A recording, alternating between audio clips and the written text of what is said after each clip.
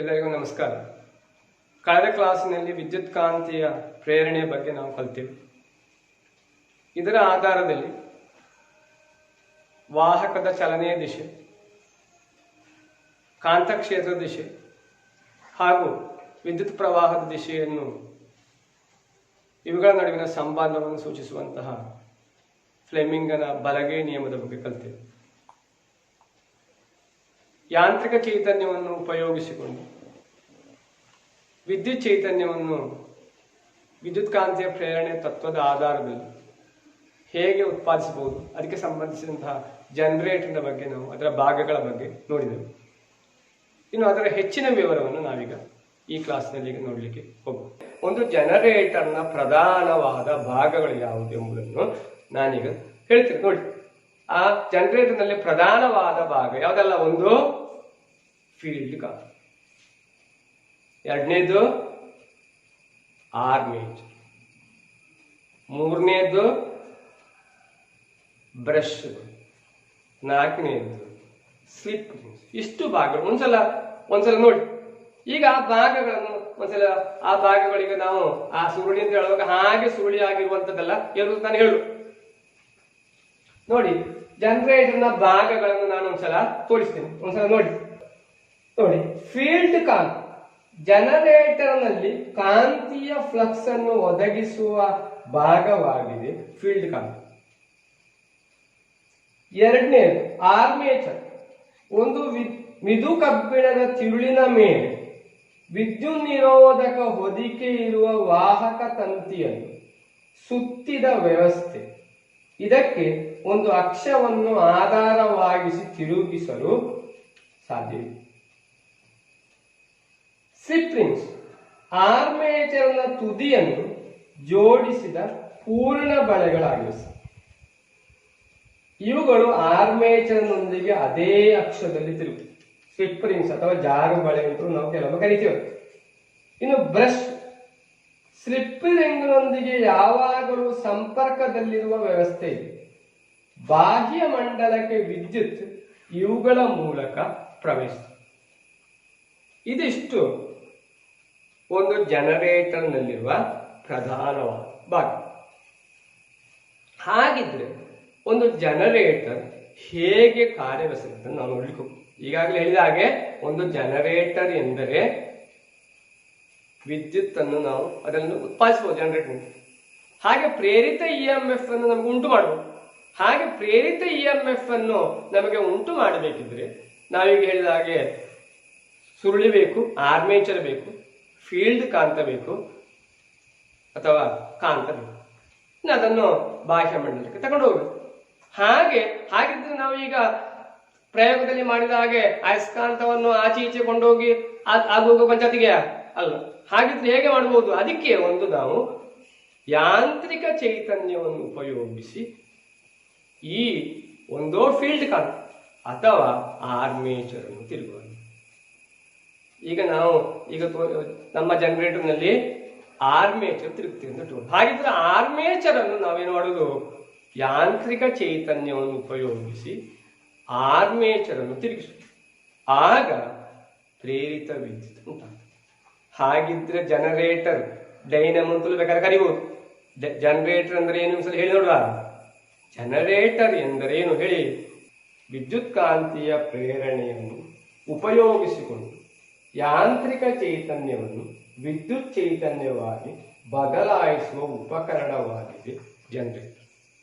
ಹಾಗಿದ್ರೆ ಜನರೇಟರ್ನ ಭಾಗಗಳು ಯಾವ್ದು ನಾವು ಹೇಳಿ, ಫೀಲ್ಡ್ ಕಾಂತ ಉಂಟು, ನಂತರ ಆರ್ಮೇಚರ್ ಉಂಟು, ನಂತರ ಸ್ಲಿಪ್ ರಿಂಗ್ ಉಂಟು, ಬ್ರಷ್ ಉಂಟು. ಈಗ ನಾನೊಂದು AC ಜನರೇಟರ್ ಉತ್ಪಾದಿಸುವ AC ಕರೆಂಟ್ ಅಂತ ಹೇಳಿ, ಒಂದು AC ಜನರೇಟರ್ನ ವಿವಿಧ ಭಾಗಗಳನ್ನು ಈಗ ನಾನು ತೋರಿಸಲಿಕ್ಕೆ ನೋಡಿ. ಇದು ಒಂದು AC ಜನರೇಟರ್ನ ಚಿತ್ರ ಪುಸ್ತಕ, ನಿಮ್ಮ ಪಾಠ ಪುಸ್ತಕದಲ್ಲಿ ಉಂಟು. AC ಜನರೇಟರ್ನ ಚಿತ್ರ ಪುಸ್ತಕದಲ್ಲಿ ಉಂಟು. ಆ ಪುಸ್ತಕದಲ್ಲಿರುವ ಚಿತ್ರವನ್ನು ಒಂದ್ಸಲ ನೋಡಿ. ಈ ಚಾರ್ಟ್ ಅನ್ನು ನೋಡುವ ಮೊದಲು ಪುಸ್ತಕದಲ್ಲಿರುವ ಒಂದು ಚಿತ್ರ ನೋಡಿ. ಈ ಚಿತ್ರದಲ್ಲಿ ಆ ಜನರೇಟರ್ನ ಭಾಗಗಳು, ಜನರೇಟರ್ನ ಚಿತ್ರವೇ ಉಂಟಂತೆ ನೋಡಿ. ಜನರೇಟರ್ ನಲ್ಲಿರುವ ಭಾಗಗಳು ಕೊಟ್ಟಿದ್ದಾರೆ. ಆರ್ಮೇಚರ್ ಉಂಟು, ಫೀಲ್ಡ್ ಕಾಂತ ಉಂಟು, ಸ್ಲಿಪ್ ರಿಂಗ್ ಉಂಟು, ಬ್ರಷ್. ಇನ್ನು ಇದರ ಭಾಗಗಳ ಚಿತ್ರವನ್ನು ಕೊಟ್ಟಿದ್ದಾರೆ ಪುಸ್ತಕದಲ್ಲಿ, ನಿಮ್ಮ ಪಾಠ ಪುಸ್ತಕದಲ್ಲಿ ಉಂಟು. ಆ ಭಾಗಗಳ ಚಿತ್ರವನ್ನು ಒಂದ್ಸಲ ನೋಡಿ. ಅದರಲ್ಲಿಯೂ ಫೀಲ್ಡ್ ಕಾಂತ ಉಂಟು, NS ಅಂತ ಬರೆದಿದ್ದಾರೆ, ಫೀಲ್ಡ್ ಕಾಂತ. ನಂತರ B1 B2 ಅಂತ ಬ್ರಷ್ಗಳುಂಟು, R1 R2 ಅಂತ ಸ್ಲಿಪ್ ರಿಂಗ್ಗಳು. ಅದೊಂದು ಅಕ್ಷದಲ್ಲಿ ಈ ಆರ್ಮೇಚರ್ ತಿರುಗಿ. ಇನ್ನೊಂದ್ಸಲ ಈ ಚಿತ್ರವನ್ನು ನೋಡಿ. ಈಗ ಇದರಲ್ಲಿ ಇದು AC ಜನರೇಟರ್. ಈಗ ಹೇಳಿದ ಭಾಗಗಳನ್ನು ಒಂದ್ಸಲ ನಿಮ್ಗೆ ಗುರುತಿಸಿ ನೋಡುವ. NS ಅಂತ ನಾವು ಗುರುತಿಸಿ, ಈ NS ಎಂಬುದಾಗಿ ಗುರುತಿಸುವಂತಹ ಭಾಗ ಇದು ಫೀಲ್ಡ್ ಕಾಂತ. ಇದು ಫೀಲ್ಡ್ ಕಾಂತ. ಈ ಫೀಲ್ಡ್ ಕಾಂತದ ಎಡೆಯಲ್ಲಿ ಆರ್ಮೇಚರ್. ಈ ಆರ್ಮೇಚರ್ ಒಂದು ಅಕ್ಷದಲ್ಲಿ ತಿರುಗುವುದು. ಇನ್ನು ಇದು ಆರ್ಮೇಚರ್ನ ಒಂದೊಂದು ತುದಿಯನ್ನು, ಈ ತುದಿಯನ್ನು R1 ಎಂಬ ಬಳೆಗೆ ಜೋಡಿಸಿದೆ. ಇನ್ನೊಂದು ಇದರ ಈ ತುದಿಯನ್ನು ನೋಡಿ, ಈ ಭಾಗವನ್ನು R2 ಎಂಬ ಬಳೆಗೆ ಜೋಡಿಸಿದೆ.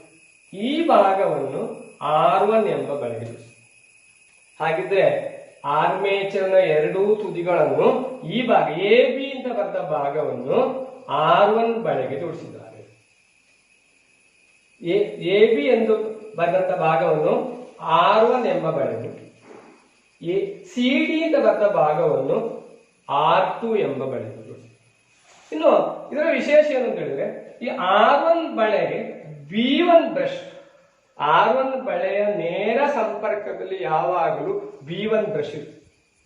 ಹಾಗಿದ್ರೆ R1 ಬ್ರಷ್ನಲ್ಲಿ, R1 ಸ್ಲಿಪ್ ರಿಂಗ್ ನಲ್ಲಿ ಬರುವಂತಹ ವಿದ್ಯುತ್ ಈ B1 ಬ್ರಷ್ನ ಮೂಲಕ, ಇದು ಬಾಹ್ಯ ಮಂಡಲ, ಇದು ಬಾಹ್ಯ ಮಂಡಲ, B1 ಎಂಬ ಬ್ರಷ್ನ ಮೂಲಕ ಹೀಗೆ ಬಾಹ್ಯ ಮಂಡಲ. ಇನ್ನು CD ಭಾಗವನ್ನು ನೀವು ನೋಡಿ, CD ಭಾಗವನ್ನು ಎಲ್ಲಿ ಜೋಡಿಸಿದ್ದಾರೆ? ಈ R2 ಎಂಬ ಬ್ರಷ್ಗೆ ಜೋಡಿಸಿದ್ದಾರೆ. R2 ಎಂಬ ರಿಂಗ್, ರಿಂಗ್ R2 ಎಂಬ ರಿಂಗಿಗೆ ಜೋಡಿಸಿದ್ದಾರೆ. ಅದರ ಸಂಪರ್ಕದಲ್ಲಿ B2 ಎಂಬ ಬ್ರಷ್. ಹಾಗಿದ್ರೆ ಅಲ್ಲಿ ಬಂದ ವಿದ್ಯುತ್ ನೇರವಾಗಿ ಸೀದಾ ಏನಾಗ್ತದೆ? ಈ ಬಳೆ ಹೋಗುತ್ತದೆ. ಹಾಗಿದ್ರೆ ಇದು ಹೇಗೆ ಕಾರ್ಯವಹಿಸ್ತದೆ ಅಂತ ನಾವು ಈಗಾಗಲೇ ಹೇಳಿದ ಹಾಗೆ, ಒಂದು ಫೀಲ್ಡ್ ಕಾಂತದ ಎಡೆಯಲ್ಲಿ ಒಂದು ಆರ್ಮೇಚರ್ ತಿರುಗುತ್ತಾರೆ. ಈಗ ಆರ್ಮೇಚರ್ ಈಗ ಆರ್ಮೇಚರ್ ಉಂಟು. ಈಗ ಆರ್ಮೇಚರ್ ಹೀಗೆ ತಿರುಗುವುದು. ಒಂದು ಆರ್ಮೇಚರ್ ಹೀಗಿದ್ರೆ ಆರ್ಮೇಚರ್ ತಿರುಗುತ್ತದೆ. ಈಗ ಆರ್ಮೇಚರ್ ಉಂಟು ಬಿಟ್ಕೊಳ್ಳೋದು. ಇದು ನಾವೀಗ ನೋಡಿದ್ರೆ ಆರ್ಮೇಚರ್ ಹೀಗೆ ತಿರುಗುತ್ತಾರೆ. ಹಾಗಿದ್ರೆ ಆರ್ಮೇಚರ್ ಈಗ ತಿರುಗುತ್ತಾ ಉಂಟು. ತಿರುಗುವಾಗ ಈಗ ನೀವು ನೋಡಿ, ಅಕ್ಷದಲ್ಲಿ ತಿರುಗುದು. ಹೀಗೆ ತಿರುಗುವಾಗ ಈ AB ಭಾಗ ಮೇಲಕ್ಕೆ ಬರ್ತದೆ, CD ಭಾಗ ಕೆಳಗೆ. ಹಾಗಿದ್ರೆ ವಿದ್ಯುತ್ ಪ್ರವಾಹದ ದಿಶೆ ಯಾವುದಿರಬಹುದು ನಮಗೆ ನೋಡ್ಲಿಕ್ಕಿರುವ, ಹೇಗೆ ವಿದ್ಯುತ್ ಪ್ರವಾಹ ದಿಶೆಯನ್ನು ನೋಡುವಂತ ನಮ್ಗೆ ನಿಯಮ ಉಂಟು. ಯಾವ ನಿಯಮ? ಫ್ಲೆಮಿಂಗನ ಬಲಗೈ. ಹಾಗಿದ್ರೆ ಫ್ಲೆಮಿಂಗನ ಬಲಗೈ ನಿಯಮದ ಪ್ರಕಾರ ನಾವು ವಿದ್ಯುತ್ ಪ್ರವಾಹದ ದಿಶೆಯನ್ನು ನೋಡುವ. ಈಗ ನಾವೀಗ ನೋಡಿದ ಹಾಗೆ ಈ ಆರ್ಮೇಚರ್ ಮೇಲಕ್ಕೆ, ಇನ್ನು ಉತ್ತರದಿಂದ ದಕ್ಷಿಣಕ್ಕೆ ಕಾಂತಕ್ಷೇತ್ರ N to S. ಹಾಗಿದ್ರೆ ವಿದ್ಯುತ್ ಪ್ರವಾಹ ನೋಡಿ ಹೀಗೆ ಹೋಗುದು. ವಿದ್ಯುತ್ ಪ್ರವಾಹ ಹೀಗೆ ಮೇಲಕ್ಕೆ. ಇನ್ನು ನಾವು ಆಗ ಈ ಭಾಗ ಮೇಲಕ್ಕೆ ಬರುವಾಗ ನಾವೀಗ ನೋಡಿದ್ರೆ ಈ ಭಾಗ ಹೀಗೆ ನಾವು ನೋಡಿದ್ರೆ ಈ ಭಾಗ ಮೇಲಕ್ಕೆ ಬರುವಾಗ ಆಚೆ ಭಾಗ ಏನಾಗ್ತದೆ? ಕೆಳಕ್ಕೆ ಹೋಗ್ತದೆ. ಆಗ ವಿದ್ಯುತ್ ಪ್ರವಾಹ ಹೇಗೆ ಆದಿತ್ತು? ಹೀಗೆ ನಾವು ನೋಡಿದ್ರೆ ವಿದ್ಯುತ್ ಪ್ರವಾಹ ಈಚೆ ಕಾಂತಕ್ಷೇತ್ರ ಅದು. ಈ ಭಾಗದಲ್ಲಿ ಇದು ಕೆಳಕ್ಕೆ ಉಂಟು, ಹಾಗೆ ವಿದ್ಯುತ್ ಪ್ರವಾಹ ಇದೆ. ಈ ಭಾಗದಲ್ಲಿ ಇದು ಮೇಲಕ್ಕೆ ಉಂಟು, ಹಾಗೆ ನಾವು ನೋಡಿದ್ರೆ ವಿದ್ಯುತ್ ಪ್ರವಾಹ ಈಚೆ ಭಾಗ. ಹೀಗೆ ನಮಗೆ ಎ ಬಿ ಭಾಗ ಕೆಳಕ್ಕೆ ಹೋಗುವಾಗ ವಿದ್ಯುತ್ ಪ್ರವಾಹ ಏನಾಗ್ತದೆ, ಹೀಗೆ ಹೀಗೆ ಹೋಗ್ತದೆ ಎ ಇಂದ ಬಿ. ಇನ್ನು ಇದು ಕೆಳಕ್ಕೆ ಹೋಗುವಾಗ ವಿದ್ಯುತ್ ಪ್ರವಾಹ ಇಲ್ಲಿ ಹೀಗೆ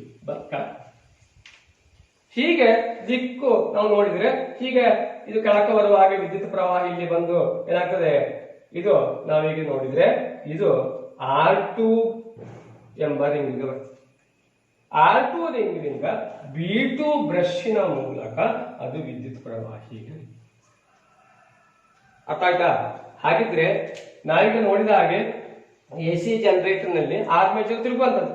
ಈಗ ಆರ್ಮೇಚರ್ ತಿರುಗುವಾಗ ಎ ಬಿ ಭಾಗ ಮೇಲಕ್ಕೆ ಬರುವಾಗ ಸಿ ಡಿ ಭಾಗ ಕೆಳಕ್ಕೆ ಹೋಗ್ತದೆ. ಈಗಾಗಲೇ ನಾವು ನೋಡಿದ ಹಾಗೆ ಎ ಬಿ ಭಾಗ ಮೇಲಕ್ಕೆ ಬರುವಾಗ ನಮ್ಮ ಹೆಬ್ಬೆರಳ ಮೇಲಕ್ಕೆ ಉಂಟು. ಈಗ ವಿದ್ಯುತ್ ಪ್ರವಾಹ ಏನಾಗ್ತದೆ ನಾವು ನೋಡಿದ್ರೆ ಆಚೆಗೆ ಹಾಗೆ ಈಗ.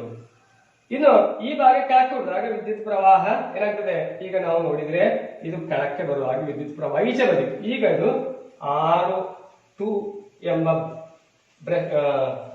ರಿಂಗಿಗೆ ಬರ್ತದೆ, ನಂತರ B2 ಬ್ರಷ್. ಇನ್ನು ಇದು ಅರ್ಧ ಸುತ್ತ ಆಯ್ತು. ಇನ್ನು ಪುನಃ ಅರ್ಧ ಸುತ್ತ ಆಗುವಾಗ ಏನಾಗ್ತದೆ, ಈ ಸಿ ಡಿ ಭಾಗ ಈಚೆ ಬರ್ತದೆ. ಆಗ ಇದೇ ರೀತಿ ವಿದ್ಯುತ್ ಪ್ರವಾಹ ಏನಾಗ್ತದೆ, ಎರಡನೇ ಸಂದರ್ಭದಲ್ಲಿ ನಾವು ನೋಡಿದ್ರೆ ಆ ಸಿ ಡಿಗೆ ನಾವು ಜೋಡಿಸಿರುವಂತಹ ಇದು R1 ಆದ ಕಾರಣ ಈಗ ವಿದ್ಯುತ್ ಪ್ರವಾಹ R1 ನಲ್ಲಿ ಬರ್ತದೆ. ಹೀಗೆ ವಿದ್ಯುತ್ ಪ್ರವಾಹ R1 ನಲ್ಲಿ ಬಂತು. ಹಾಗಿದ್ರೆ ನಮ್ಗೆ ಏನ್ ನೋಡ್ಬೋದು, ಇದು ನಾವು ನೋಡಿದ್ರೆ ಆ ಪ್ರತಿ ಅರ್ಧ ಸುತ್ತ ಆಗುವಾಗ ವಿದ್ಯುತ್ ಪ್ರವಾಹದ ದಿಶೆ ಬದಲಾಗುತ್ತಾ ಹೋಗುತ್ತೆ. ಹೀಗೆ ಎಸಿ ಜನರೇಟರ್ ನಲ್ಲಿ ವಿದ್ಯುತ್ ಪ್ರವಾಹದ ದಿಶೆಯು ಬದಲಾಗುತ್ತಾ ಹೋಗುತ್ತೆ ಅಂತ ನಮಗೆ ಹೇಳ್ಬೋದು. ಇದಾಗಿದೆ ಒಂದು ಎಸಿ ಜನರೇಟರ್ ನ ಭಾಗಗಳು ಮತ್ತು ಅದರ ಕಾರ್ಯವಿಧಾನ. ಅರ್ಥ ಆಯ್ತು ಅಂತ ಕಾಣ್ತದೆ. ಏನು ನಾವೀಗ ಹೇಳಿದ ಹಾಗೆ ಕಾಂತ ಕ್ಷೇತ್ರ ಉಂಟು, ಫೀಲ್ಡ್ ಕಾಂತ ಉಂಟು, ಆರ್ಮೇಚರ್ ಉಂಟು, ಅಂದ್ರೆ ಏನುಂಟು, ಫೀಲ್ಡ್ ಕಾಂತ ಉಂಟು, ಅದೊಂದು ಅಕ್ಷದಲ್ಲಿ ತಿರುಗುತ್ತದೆ. ಸ್ಲಿಪ್ ರಿಂಗ್ R1 R2 ಉಂಟು, ಬ್ರಷ್ B1 B2. ಹಾಗೆ ಅದು ತಿರುಗುತ್ತಾ ಇರುವಾಗ ಇದರಲ್ಲಿ ವಿದ್ಯುತ್ ಪ್ರವಾಹ ಹೀಗೆ ಹರಿಯುತ್ತೆ. ಹೀಗೆ ಅದು ಪ್ರತಿ ಅರ್ಧ ಸುತ್ತಿಗೊಮ್ಮೆ ವಿದ್ಯುತ್ ಪ್ರವಾಹದ ದಿಶೆ ನಾವು ಆಗ ನೋಡಿದ್ದೇವೆ. ವಿದ್ಯುತ್ ಪ್ರವಾಹ ದಿಶೆ ಪ್ರತಿ ಅರ್ಧ ಸುತ್ತಿಗೊಮ್ಮೆ ಬದಲಾಗ್ತಾ ಇರ್ತದೆ. ಹೀಗೆ ಆಗಿದೆ ವಿದ್ಯುತ್ ಪ್ರವಾಹ ಉಂಟಾಗುತ್ತೆ. ಇನ್ನು ಹೀಗೆ ವಿದ್ಯುತ್ ಪ್ರವಾಹ ಉಂಟಾಗುವಂತ ಇದನ್ನು ನಾವು ನೋಡಿ ಆಯ್ತು. ಇನ್ನು ಹಾಗಿದ್ರೆ ಇದು ಪ್ರತಿ ಅರ್ಧ ಸುತ್ತ ಆಗುವಾಗ ಏನಾಗ್ತದೆ ಎಂಬುದನ್ನು ಒಂದ್ಸಲ ನಾವು ನೋಡುವ. ನಾವೀಗ ಹೇಳಿದ ಹಾಗೆ ಲಂಬವಾಗಿರುವಾಗ, ಬಲರೇಖೆಗಳಿಗೆ ಲಂಬವಾಗಿರುವಾಗ ಗರಿಷ್ಠವಾಗಿ ಅದು ಕಡಿಯುವುದು, ಸಮಾನಾಂತರವಾಗಿರುವಾಗ ಅದು ಗರಿಷ್ಠವಾಗಿ ಕಡಿಯುವುದು, ಕನಿಷ್ಠ ಮಿನಿಮಮ್ ಅಂತ ಹೇಳುದು.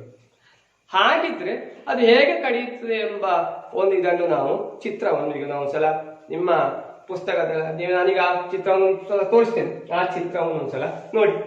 ಅದರಲ್ಲಿ ಆ ನಮ್ಮ ಆರ್ಮೇಚರ್ ಹೇಗೆ ತಿರುಗುತ್ತದೆ ಎಂಬುದರ ಚಿತ್ರವನ್ನು ಅದರಲ್ಲಿ ಕೊಡಲಾಗಿದೆ.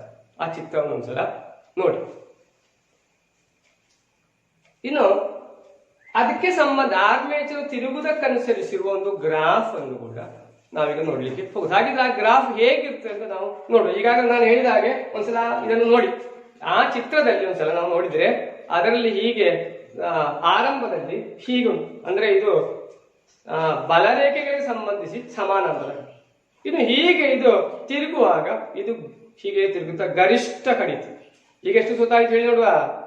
ಈಗ ಇದು 4ನೇ ಒಂದು ಸುತ್ತ. ಒಂದು ಸುತ್ತನ್ನು ನಾವು ಕಾಲಾವಧಿ ಅಂತ ಕರೀತೀವಿ. ಹಾಗಿದ್ರೆ ಈಗ 4ನೇ ಒಂದು ಸುತ್ತ ಆಯ್ತು. ಹಾಗಿದ್ರೆ ನಾವು ಅದನ್ನು 4ನೇ ಒಂದು ಕಾಲಾವಧಿಯನ್ನು ಟಿ ಅಂತ ನಾವು ಕರೀತೀವಿ. ಮತ್ತೆ ನೋಡು, ಆಗ T/4 4ನೇ ಒಂದು ಟಿ ಸುತ್ತು ಅಂತ ಕರೀತೀವಿ. ಇನ್ನು ಹೀಗೆ ಬರುವಾಗ ಏನಾಗ್ತದೆ, ಹೀಗೆ ಬಂದು ಇದು ಕಡಿಮೆ ಆಗ್ತಾ ಇಲ್ಲಿಗೆ ಬರುವಾಗ ಅರ್ಧ ಸುತ್ತ. ಅರ್ಥ ಆಯ್ತಲ್ಲ? ಇನ್ನು ಹೀಗೆ ಸುತ್ತುವಾಗ ಏನಾಗ್ತದೆ, ಇದು ಎಷ್ಟು ಸುತ್ತ ಆಯ್ತು, 4ನೇ 3 ಸುತ್ತು. ಹೀಗೆ ಬರುವಾಗ ಇದು ಪುನಃ ಮೊದಲಿನ ಸ್ಥಿತಿಗೆ. ಅರ್ಥ ಆಯ್ತಾ? ಹಾಗಿದ್ರೆ ಈಗ ನಮ್ಮ ಆರ್ಮೇಚರ್ ಹೀಗೆ ಉಂಟು. ಈ ಆರ್ಮೇಚರ್ನ ಚಲನೆಯನ್ನು ಪುನಃ ನೋಡಿ. ಆರ್ಮೇಚರ್ ಹೀಗೆ ತಿರುಗುತ್ತಾ ಇರುವಂತದ್ದು. ಇದನ್ನೊಂದ್ಸಲ ನೆನಪು ಮಾಡ್ಲಿಕ್ಕೆ ನಾನು ಹೇಳುವಂಥದ್ದು. ಈಗ ಇದು ತಿರುಗಕ್ಕೆ ಪ್ರಾರಂಭ ಆಗಬೇಕಷ್ಟೇ, ಈಗ ತಿರುಗುತ್ತಾ ಉಂಟು. ಹೀಗೆ ಆರ್ಮೇಚರ್ ಹೀಗೆ ಮಾಡುವಾಗ ಇದು ಲಂಬವಾಗಿ ಕಳೆಯುತ್ತದೆ. ಈಗ ಗರಿಷ್ಠ ಪ್ರೇರಿತ EMF. ಇನ್ನು ಹೀಗಾಗಿ ಆಗುವಾಗ ಕಡಿಮೆ ಆಗುತ್ತೆ. ಈಗ ಪುನಃ ಮೊದಲನೇ ಸ್ಥಿತಿಗೆ ಬಂತು ಅಂತ ಹೇಳಿದ್ರೆ ಈಗ ಪುನಃ 0 ಮಿನಿಮಮ್ 0. ಇನ್ನು ಈಗ ಆಗುವಾಗ ಪುನಃ ಏನಾಗ್ತದೆ, ಗರಿಷ್ಠ. ಆದ್ರೆ ಏನು ವ್ಯತ್ಯಾಸ, ಆಗ ಉಂಟಾದ ದಿಶೆಯಲ್ಲೆಲ್ಲ ವಿದ್ಯುತ್ ಪ್ರವಾಹ ಉಂಟಾಗುವುದು ವಿರುದ್ಧ ದಿಶೆ. ಇನ್ನು ಹೀಗಾಗುವಾಗ ಮೊದಲಿನ ಅದೇ ಸ್ಥಿತಿಗೆ ಬರುತ್ತೆ, ಪೂರ್ತಿ ಸುತ್ತಾಯ್ತು. ಡಿಗ್ರಿಯಲ್ಲಿ ಹೇಳುವುದಿದ್ರೆ ಎಷ್ಟಾಯ್ತು, 360. ಪುನಃ ಒಂದ್ಸಲ ಹೇಳ್ತೇನೆ ನೋಡಿ. ಈಗ ಈ ಆರ್ಮೇಚರ್ ಈಗ ಉಂಟು. ಆರ್ಮೇಚರ್ ಈಗ ನಾವು ಡಿಗ್ರಿಯಲ್ಲಿ ಹೇಳಿದ್ರು 0 ಡಿಗ್ರಿಯಲ್ಲಿ ಉಂಟು. 4ನೇ ಒಂದು ಇದು ಈಗ ಸುತ್ತಾ ಇದೆ.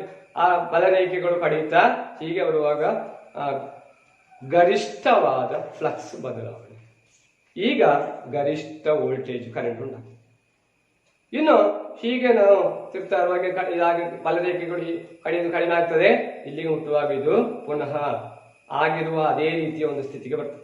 ಈಗ ಬಲರೇಖೆಗಳು ಕಡಿಯುವುದು 0 ಆಗ್ತದೆ. ಪ್ರೇರಿತ EMF ಅಥವಾ ವೋಲ್ಟೇಜ್ 0. ಈಗ ನಾವು ನೋಡಿದ್ರೆ ಎಷ್ಟು ಡಿಗ್ರಿ ಆಯ್ತು, 180 ಡಿಗ್ರಿ. ಇನ್ನು ಪುನಃ ಅದು ಈಗ ತಿರುಗುತ್ತಾ ಇಲ್ಲಿಗೆ ಬರುವಾಗ ಪುನಃ ಎಷ್ಟಾಯ್ತು, ಡಿಗ್ರಿ ಎಷ್ಟಾಯ್ತು, 270 ಡಿಗ್ರಿ ಆಯ್ತು. ಈಗ ಪುನಃ ಗರಿಷ್ಠ. ವ್ಯತ್ಯಾಸ ಏನು, ವಿರುದ್ಧ ದಿಕ್ಕಿ. ಪುನಃ ಈಗ ನಾವು ತಿರುಗುತ್ತಾ ಹೋದ್ರೆ ಈಗ ಪುನಃ ಏನಾಗ್ತದೆ, ಅದು ಪುನಃ ಮೊದಲನೇ ಸ್ಥಿತಿಗೆ ಬರ್ತದೆ. ಹೀಗೆ ಈ ಚಿತ್ರವನ್ನಾಗಿದೆ ಈಗ ನೀವು ನೋಡಿದ ಆ ಚಿತ್ರವನ್ನು ಪುನಃ ಒಂದ್ಸಲ ನೋಡಿ. ಹಾಗಿದ್ರೆ ಅದರಲ್ಲಿ ಉಂಟಾದಂತಹ ಒಂದು ಗ್ರಾಫ್ ಅನ್ನು ನಾವೀಗ ಮಾಡ್ಲಿಕ್ಕೆ ಹೋಗ್ಬೋದು. ಗೊತ್ತಾಯ್ತಲ್ಲ, ಆ ಗ್ರಾಫ್ ಅನ್ನು ಒಂದ್ಸಲ ನೀವು ಇದರಲ್ಲಿ ಉಂಟು ನಿಮ್ಮ ಸ್ಕ್ರೀನ್ ನಲ್ಲಿ ಒಂದ್ಸಲ ಗ್ರಾಫ್ ಅನ್ನು ನೋಡಿ.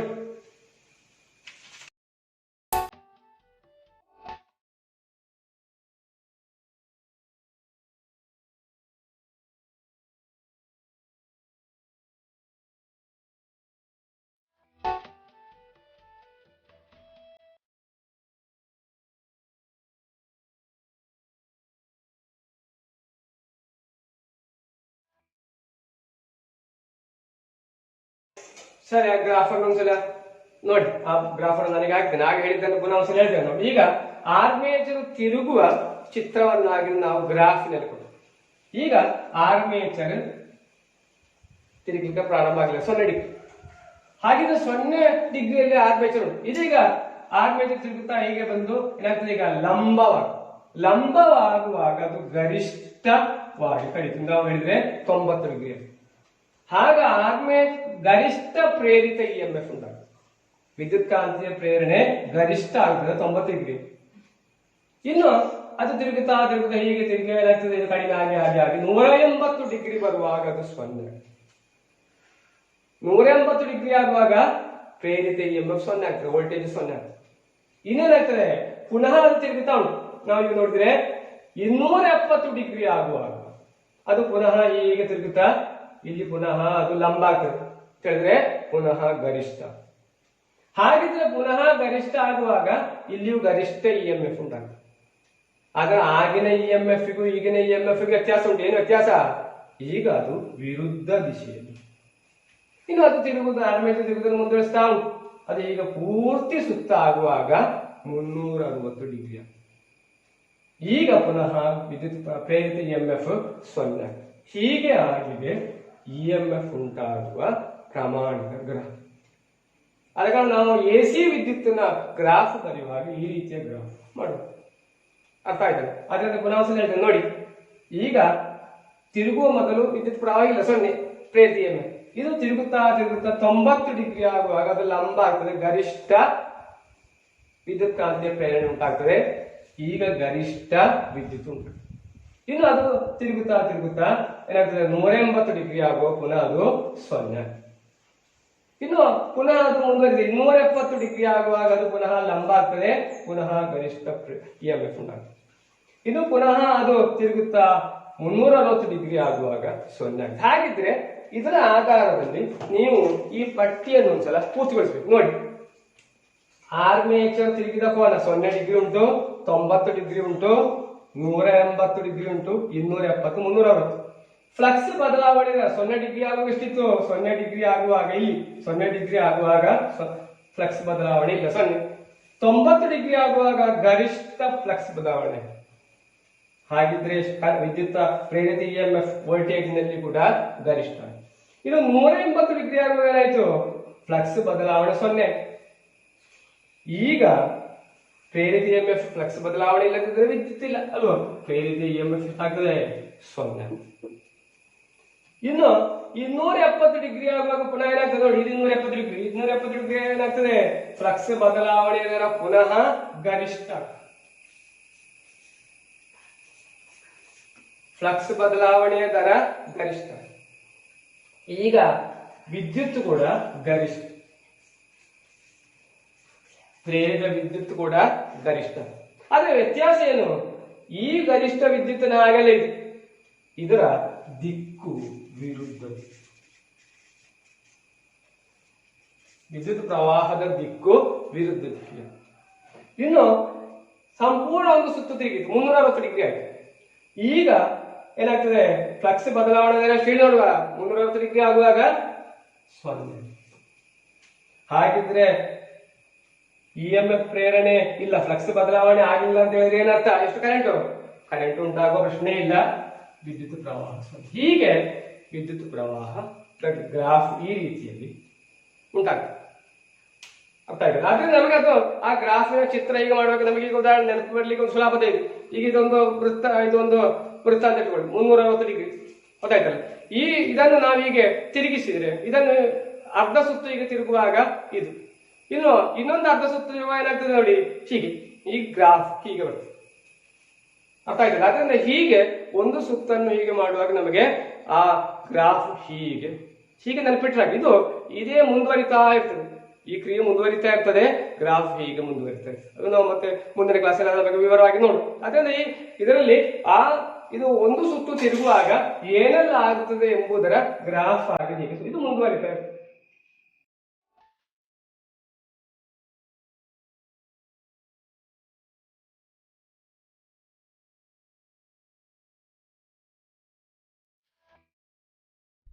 ಎಸಿ ಜನರೇಟರ್ನ ರಚನೆ ಮತ್ತು ಕಾರ್ಯವೆಸಗುವಿಕೆ. ಇಂತಹ ಉಪಕರಣಗಳನ್ನು ಎಲ್ಲರೂ ಕಂಡಿರಬಹುದಲ್ಲವೇ? ಇವುಗಳು ಎಸಿ ಜನರೇಟರಿಗೆ ಉದಾಹರಣೆಗಳಾಗಿವೆ. ಎಸಿ ಜನರೇಟರ್ ನಾವು ನಮ್ಮ ದೈನಂದಿನ ಜೀವನದಲ್ಲಿ ಉಪಯೋಗಿಸುತ್ತೇವೆ. ಮನೆಗಳಲ್ಲಿ, ಅದೇ ರೀತಿ ದೊಡ್ಡ ಶಾಪಿಂಗ್ ಮಾಲ್ಗಳಲ್ಲಿ ಹಾಗೂ ವಾಣಿಜ್ಯ ವ್ಯವಸಾಯ ಸಂಸ್ಥೆಗಳಲ್ಲಿ ನಾವು ಉಪಯೋಗಿಸುತ್ತೇವೆ. ಒಂದು ಎಸಿ ಜನರೇಟರಿನ ಭಾಗಗಳು ಯಾವುವೆಂದು ನೋಡೋಣ. ಒಂದು ಸಾಮಾನ್ಯ ಎಸಿ ಜನರೇಟರ್ನ ಭಾಗಗಳು. ಮೊದಲನೆಯದ್ದು ಆರ್ಮೇಚರ್. ಒಂದು ಮಿದುಕಬ್ಬಿಣದ ತಿರುಳಿಗೆ ಹೊದಿಕೆಯಿರುವ ವಾಹಕ ತಂತಿಯನ್ನು ಸುತ್ತಿದ ವ್ಯವಸ್ಥೆಯೇ ಆರ್ಮೇಚರ್. ಇವುಗಳನ್ನು ತಿರುಗಿಸುವಾಗ ಅದಕ್ಕೆ ಸಂಬಂಧಿಸಿದ ಕಾಂತೀಯ ಫ್ಲಕ್ಸ್ ಬದಲಾಗುವುದು. ಅದರಿಂದಾಗಿ ವಿದ್ಯುತ್ ಉತ್ಪಾದಿಸಲ್ಪಡುವುದು. ಇದರ ಕುರಿತು ನಾವು ಆ ಬಳಿಕ ಚರ್ಚೆ ಮಾಡೋಣ. ಇದು ಸ್ಲಿಪ್ ರಿಂಗ್ಸ್. ಇವುಗಳು ಆರ್ಮೇಚರಿನ ಟರ್ಮಿನಲ್ನೊಂದಿಗೆ ಬೆಸುಗೆ ಹಾಕಿ ಜೋಡಿಸಿದ ಪೂರ್ಣ ಬಳೆಗಳಾಗಿವೆ. ಇವುಗಳು ಆರ್ಮೇಚರಿನೊಂದಿಗೆ ಆರ್ಮೇಚರಿನ ಅದೇ ಅಕ್ಷದಲ್ಲಿ ತಿರುಗುವುದು. ಗಮನಿಸಬೇಕಾದ ವಿಚಾರವೇನೆಂದರೆ ಎಸಿ ಜನರೇಟರಿನಲ್ಲಿ ಇವುಗಳು ಪೂರ್ಣ ಬಳೆಗಳಾಗಿವೆ. ಇದು ಬ್ರಷ್ ಆಗಿದೆ. ಇದು ಒಂದು ಬ್ರಷ್. ಸ್ಲಿಪ್ ರಿಂಗ್ಗಳೊಂದಿಗೆ ಸ್ಪರ್ಶಿಸುತ್ತಾ ಇರುವುದು. ಸ್ಲಿಪ್ ರಿಂಗ್ಗಳಲ್ಲಿ ಉಂಟಾಗುವ ಇಎಂಎಫ್ ಅನ್ನು ಇವುಗಳು ವಿದ್ಯುತ್ ಪ್ರವಾಹವಾಗಿ ಹೊರಗೆ ತಲುಪಿಸುತ್ತವೆ. ಗಮನಿಸಬೇಕಾದ ವಿಚಾರವೇನೆಂದರೆ ಬಾಹ್ಯಮಂಡಲದೊಂದಿಗೆ ಇವುಗಳನ್ನು ಜೋಡಿಸುವುದು ಈ ಬ್ರಷ್ಗಳಾಗಿವೆ. ಇವುಗಳು ಫೀಲ್ಡ್ ಕಾಂತಗಳು. ಈ ಫೀಲ್ಡ್ ಕಾಂತಗಳಿಂದಾಗಿ ಇದರೆಡೆಯಲ್ಲಿ ಒಂದು ಕಾಂತಕ್ಷೇತ್ರ ರೂಪುಗೊಳ್ಳುವುದು. ಈ ಕಾಂತಕ್ಷೇತ್ರವಿರುವುದರಿಂದ ಆರ್ಮೇಚರ್ ತಿರುಗುವಾಗ ಅದರ ಕಾಂತೀಯ ಫ್ಲಕ್ಸ್ ಬದಲಾಗುವುದು. 11 ಅಥವಾ 12ನೆಯ ತರಗತಿಯಲ್ಲಿ ಇದನ್ನು ನೀವು ಕಲಿಯಲಿದ್ದೀರಿ. ಆರ್ಮೇಚರ್ ತಿರುಗುವಾಗ ಏನು ಸಂಭವಿಸುವುದು ನಾವು ನೋಡೋಣ. ನೋಡಿ, ಈ ಎರಡು ಕಾಂತ್ಯಗಳ ಮಧ್ಯೆ ಈ ಆರ್ಮೇಚರ್ ಸುರುಳಿ ತಿರುಗುವುದು.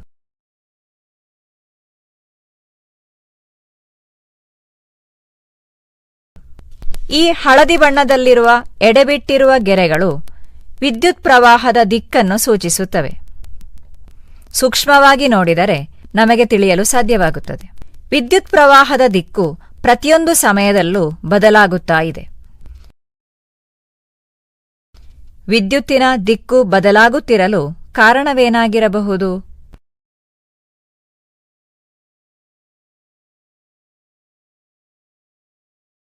ವಿದ್ಯುತ್ ಪ್ರವಾಹ ಮತ್ತು ಸಮಯದ ಒಂದು ಗ್ರಾಫ್ ಅನ್ನು ರಚಿಸುವುದಾದರೆ ಆ ಗ್ರಾಫ್ ಈ ರೀತಿಯಲ್ಲಿರಬಹುದು. ಅಂದರೆ ಸುರುಳಿಯು ಹೀಗಿರುವ ಸಮಯದಲ್ಲಿ ವಿದ್ಯುತ್ತು 0 ಆಗಿರಬಹುದು. ಬಳಿಕ ಸುರುಳಿ ತಿರುಗುತ್ತಿದ್ದಂತೆ ಅದರಲ್ಲಿನ ವಿದ್ಯುತ್ ಪ್ರವಾಹ ಹೆಚ್ಚುತ್ತಾ ಹೋಗುವುದು. ಹಾಗೆ ಹೆಚ್ಚುತ್ತಾ ಸುರುಳಿಯು ಈ ರೀತಿ ಆಗುವಾಗ ವಿದ್ಯುತ್ ಪ್ರವಾಹ ಅತ್ಯಂತ ಹೆಚ್ಚಾಗಿರೋದು. ಅದರ ಬಳಿಕ ಸುರುಳಿ ಪುನಃ ಮೊದಲಿನ ಸ್ಥಿತಿಗೆ ತಲುಪುವುದು. ಆಗ ಪುನಃ ವಿದ್ಯುತ್ತು 0 ಆಗುವುದು.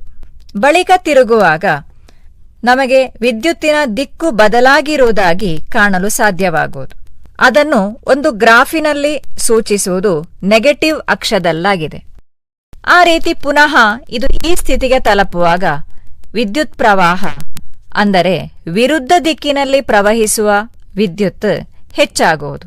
ತಿರುಗಿ 360 ಡಿಗ್ರಿ ಆದಾಗ ಪುನಃ ಅದೇ ಸ್ಥಿತಿಗೆ, ಅಂದರೆ ಎಲ್ಲಿಂದ ಆರಂಭಿಸಿದ್ದೇವೆಯೋ ಅದೇ ಸ್ಥಿತಿಗೆ ತಲುಪುವಾಗ ವಿದ್ಯುತ್ ಪ್ರವಾಹ 0 ಆಗುವುದು.